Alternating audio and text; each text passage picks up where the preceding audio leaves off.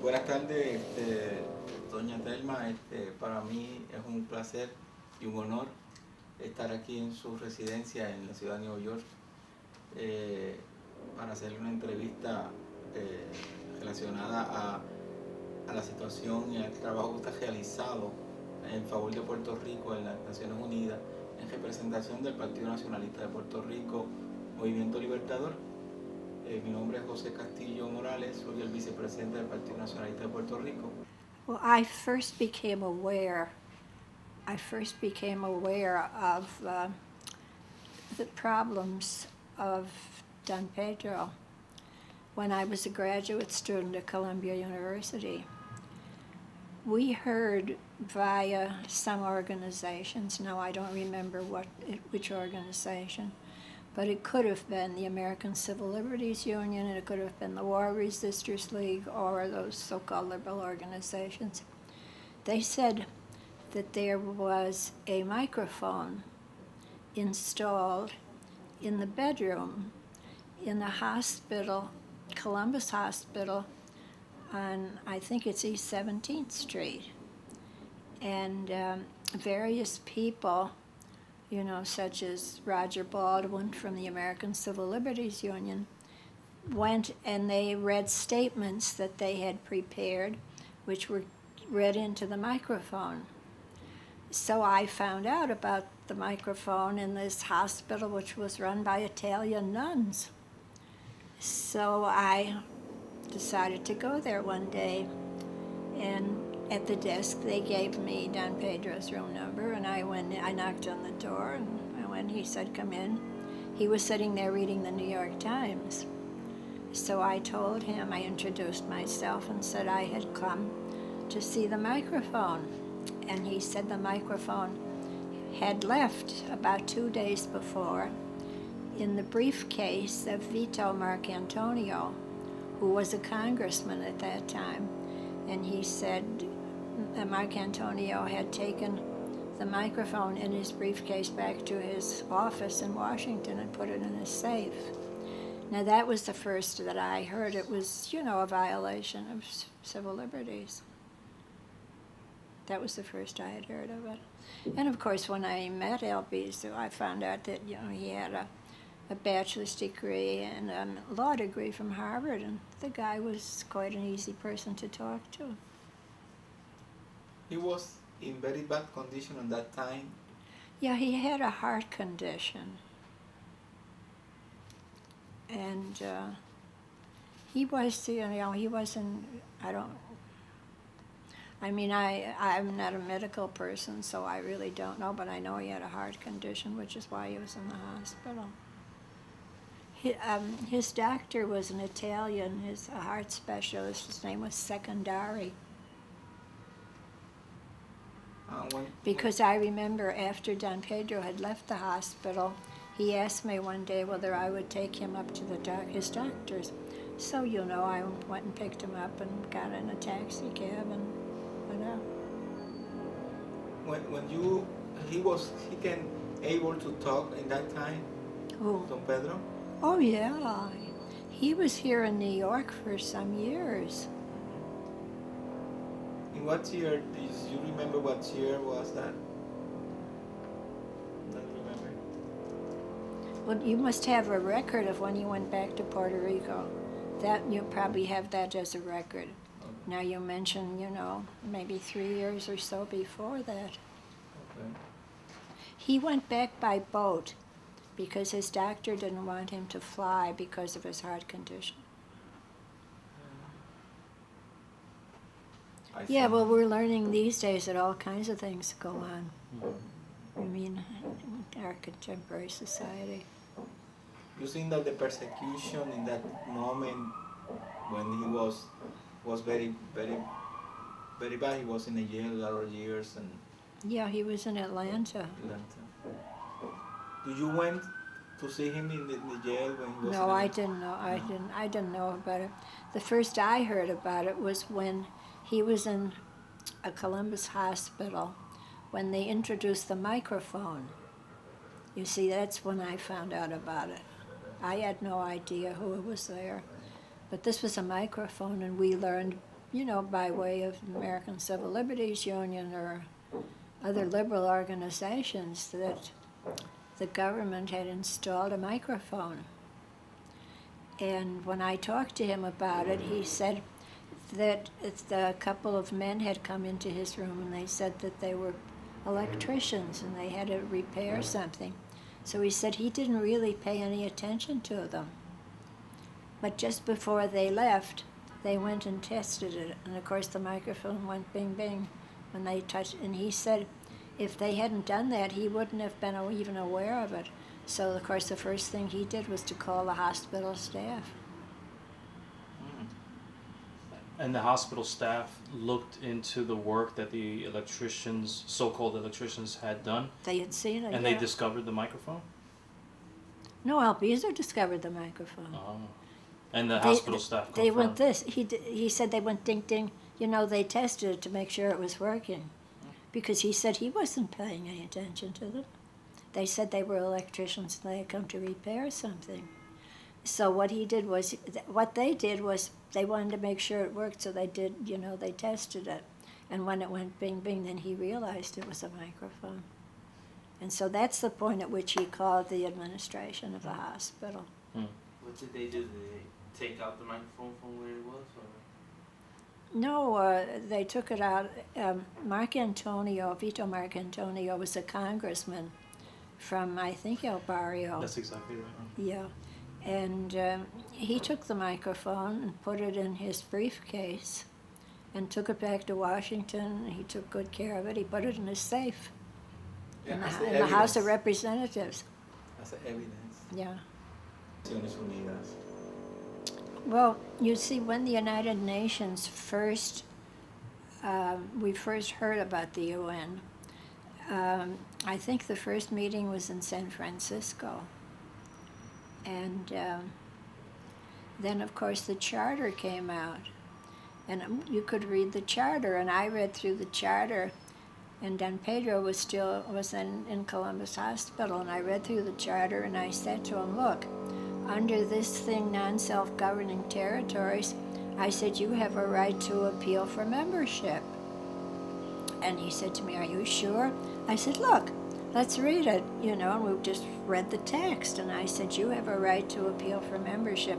And he was a little bit on the doubtful side. So I said, look, I'll go drop by the United Nations and ask for the filing documents. So I went over there and got a pile of documents, and I, gave it to him. And I said to him, according to this, the Nationalist Party qualifies as a non-self-governing territory under the Trusteeship Council. And I said, you could apply as under non-governmental agencies. So I said, you have a whole bunch of things to fill out. So, what's the name of the party, the address, who's the president, do you have a council, what are the members of the council,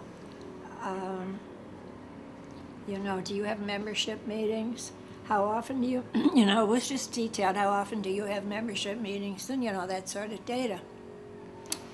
So he filled all of that stuff out and gave it to me, and I handed it back into the United Nations.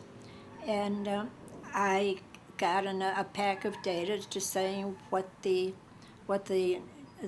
organization had to do. And Don Pedro by then was in Puerto Rico. So I sent this stuff to him, and I said, now that you've got this credential, I said, you have to explain it. So he called a press conference, and he explained how the United Nations operated, and this was all detailed.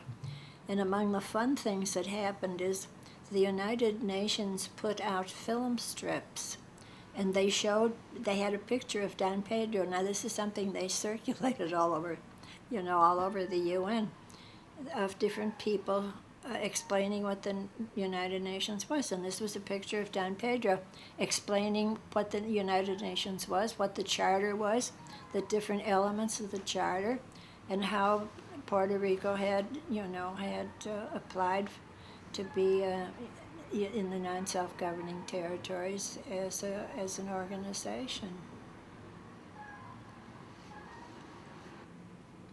Well, he was quite ill. in Puerto Rico, in San Juan. And I went there with Ruth Miller. And he was really quite ill at that time. Did you meet Ruth Reynolds too? Oh yeah, I knew Ruth Reynolds. Ruth Reynolds and I were members of some of the same anti-war groups, so that I knew Ruth for a long time. And you went to Puerto Rico on that time to see him in the hospital. Presbiteriano was, I think, was the hospital that was in, right? When the last time that. No, he was at home. At home? No, he wasn't. He was at, I think, at party headquarters in the middle of San Juan. En Palmeras, Santurce. No, not in Santurce. Rio Piedras. No. I think it was right in San Juan. En San Juan. I remember the old buildings, they had doors, because I had been walking around the street one day, and it was very hot and humid. And I stopped by there and I said to him, "Oh, the weather has changed." I said, "There's really almost an icy breeze going out." And there must have been some meeting had just broken up. And all these men flew ran down the steps and out into the street. And I said to him, "What was this other rapid exit?" He said, "You've just announced there's going to be a bad storm." So I said to him, "Oh, I'll go back to the hotel." And he said, "No, you better not. You better stay here." And right away they closed those, the doors that are in front of the windows. Those huge wooden doors. And then he took a chair over in one corner. It's where where one wall, it would be an inner wall, and he took a chair over there. He said, "You sit over there." That was in Calle Luna and Calle Sol in San Juan. In San Juan. In Viejo San Juan. Yeah. When Don Pedro lived there and was the office of the Nacionalista. Yeah. You said you were the representative of the Nationalist Party at the UN? Yeah, half a century ago. What kind of information or what kind of things did you present to United Nations? Well, all I could present was I could only present, via the agents, the office there, which had non-governmental agencies. In other words, everything I did, I had to go through the non-governmental agencies. And then at the time the revolution broke out in Puerto Rico, I just sat down at my typewriter and I typed up a statement. And I have since seen a copy. I don't have a copy of it, but I have since seen a statement of that. And I didn't even do any thinking. I just put the paper, the typing paper, and I just typed right off and ripped it out and left. This is the revolt of 1950? It's a very good statement for somebody who did it that fast. Read the statement. And I took it over there and I talked with two men, there was a breach of the peace. Because, there's a breach of the peace, and at that point, the United Nations should interview where there was a breach of the peace. So I went over there and I talked with two men, and then, I don't know, several days later, the credentials were canceled. The period that you're referring to, the revolt, is of 1950, that began in Jayuya. Yeah, the one of it started in Jayuya, yeah. I knew most of those people, Blanca Canales and... You had met with them? Oh yeah, I knew them. Here or in Puerto Rico? In Puerto Rico. Really? Do you remember And then Manolin, what was his last name? Negron. Manolin Negron, yeah, and Medina Ramirez. Ramon Medina. Yeah. And... Ramon Medina era de Isabela. Puerto Oh Rico. yeah, Isabella Ranton, Sí. yeah. Well, I think she was in Mexico when Don Pedro went back to Puerto Rico. I think she was working in Mexico and she went back to Puerto Rico because he did. Do you remember any conversations or interaction with Blanca Canales? What was she like? Oh, she was very pleasant. The very first time she took me to Hialeah, she told me that the trip there was going to be difficult because, you know, it's up like this. It's winding roads and around the mountain. Winding roads, and I said, that's all right. You Still know. like that. Yeah, of course.